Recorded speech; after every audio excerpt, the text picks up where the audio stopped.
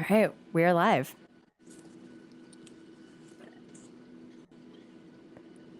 I'm reading the emergency rules. Thank goodness. Now that you're back on the ground, you're prepared. Or not. Maybe I'm in there.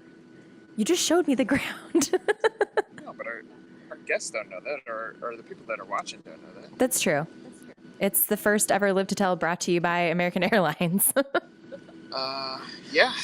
I'm excited to be a guest on your show, Cassie. Yeah, thank you so much for dialing in. What happens next? I guess this is, are we like officially, yeah, we're rolling and doing this. So I guess this is Live to Tell. We'll roll the intro. Well, intro.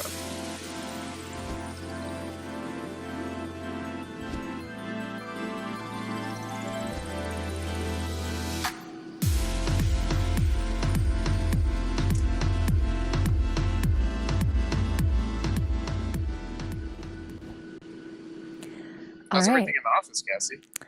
Things are good. It's Friday. Energy's positive. How are things? Okay, How are things on the plane? Taxiing. Hopefully, we'll be at the gate soon.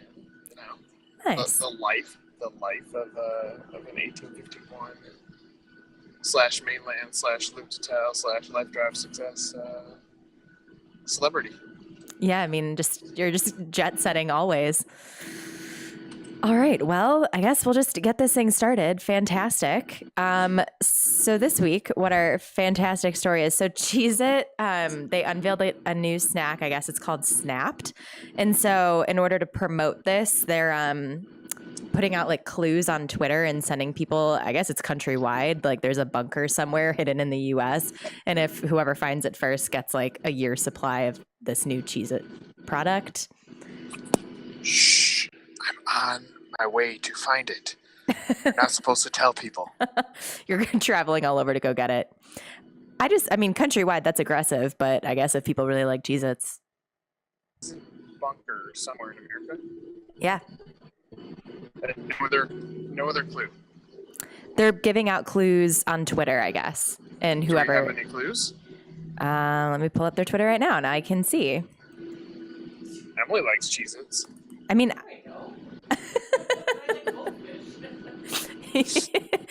oh, that's funny. Let's see what they're tweeting out as. Oh, the clues are starting on the 14th. So we don't know what the clues are yet. Okay. Cool. I guess let us know if this is a thing that you win, people that are watching this. All right. Celebrity. Me? This is like, no, it's not you. I mean, we can change it and make it you if you'd like. No. Keep it a real one. All right. It's Whitney Wolfe Heard. So the 29-year-old CEO behind Bumble. So there's a recent profile that she did in the New York Times that kind of details like what exactly it takes to run a type of dating app and kind of how it's more than just an algorithm that matches people up.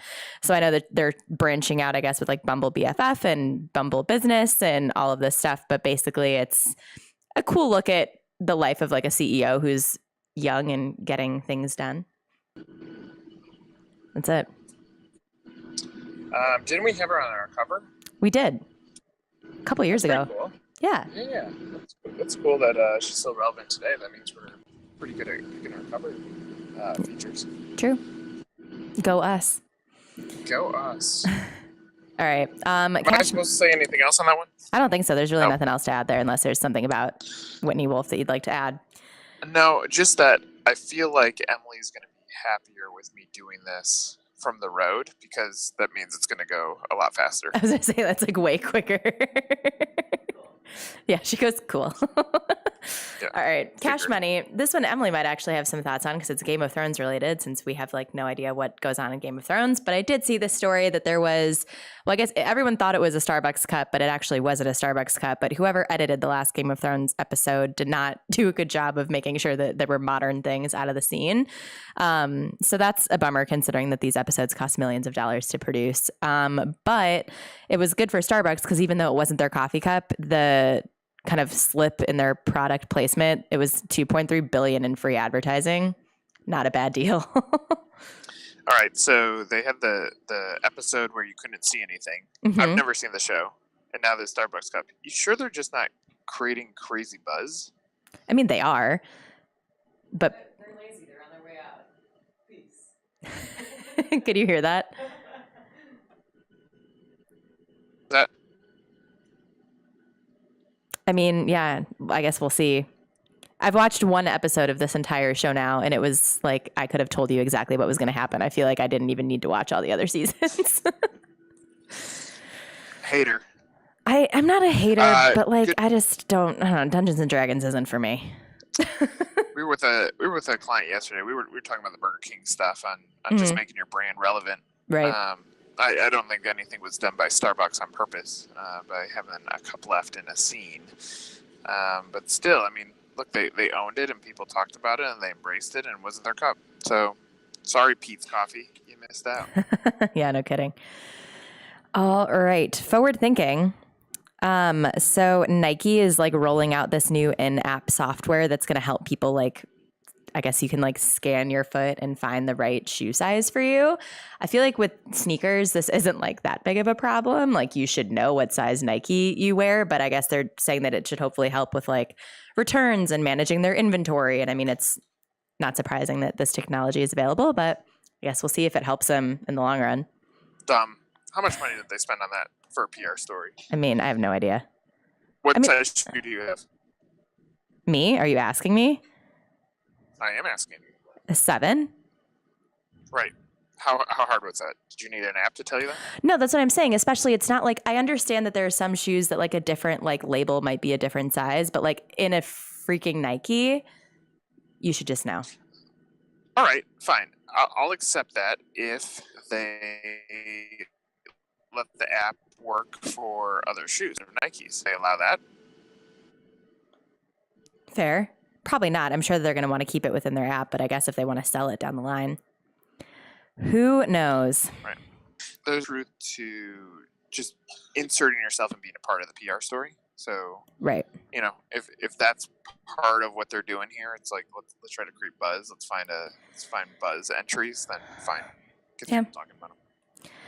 All right, this is so friend or foe. I'm going foe on this just right off the bat. I think this is so dumb, but you can tell me what you think. So obviously, like with real estate, like it's been an industry that hasn't been quite as impacted by tech just because people like to go visit a house before they buy it, since it's not exactly like a small investment.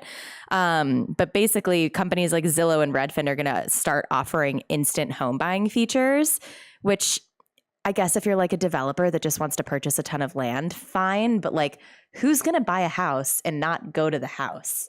Like, so before I started our company, I lived in a ladies' condo, right where Sheridan ends, or right where Lakeshore ends and Sheridan begins. So in the city of Chicago, to the city of Chicago. The benefit for me is she didn't know how much she should charge for rent, so I had low rent. But she bought it as an investment property. So those we're losing you a little bit. Are looking to swap, and it's a bit out of my back. Kind of, I think. Hello. Testing. 10, 9, 8. We're 7. Good. All right, good. What I was saying is that there are those that just want to buy investment properties. So if that's the case, then and flip it to Airbnb, then I understand the point of it. So I don't think it's a bad thing for those that are going to live in a home. Probably won't instant buy it unless there's a perception that there's heavy bidding on it. True. I guess I don't know. Maybe I'm old school. I still actually like to go out and physically shop. I'm like, so I don't know. But what's the most expensive thing you've bought online? That's actually a good question. Emily? I was going to say a furniture, like a rug. Okay. But I'd never do it again. Okay. Well, yeah. Like I said, old school. Okay. But you're talking about a rug versus a condo. Maybe you have a good point. I don't know. I guess the way that the next generation is going, I wouldn't be surprised if people use it. I just feel like if people are like, oh, cool, I buy this. I don't know. Whatever. We'll see how it goes. All right. Heating up now. There's Zillow. Sorry, Zillow. All right. So your column this week, I enjoyed. So it's about how it's easy to call people dumb and like label them as dumb, but it also can come down to the fact that if they aren't engaged, there can be something. You kind of use the example of like our company, and like if we hire someone and like we don't do a good enough job of helping them be engaged, maybe it's not that they're dumb, but they also could be dumb. Yeah, I mean,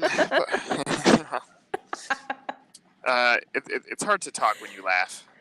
It's contagious. Okay, so here are my Thanks. thoughts. As a company, we have to take responsibility for eventually saying yes to someone, or Right. the fact that we said yes to someone. That means at some point we decided they were the right fit. And if they end up not being the right fit later on, we could easily point to it's them, not us. And I think that's what people do when a relationship is ending. It's hard during a separation period, especially when you're not the one that's initiating it, to not be defensive. So I think companies as a whole go to the fact that they're not smart, they're not the right fit, when the reality is, what else could you have done differently from an engagement standpoint? What could you have done to make them a better part of your system? Mm-hmm. So my opinion, as I wrote through this and as I thought through it, there are plenty of people that we've worked with that leave torching the bridge. They throw gasoline on it. Mm-hmm. And our first reaction is to be defensive and say, well, they weren't smart.